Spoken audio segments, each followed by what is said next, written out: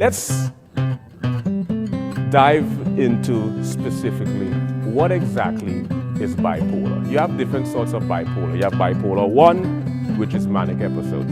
You have bipolar 2, which is hypomania. You have third bipolar, which is considered cyclothymia or cyclothymia. And then you have bipolar 4, which is atypical, which doesn't technically apply.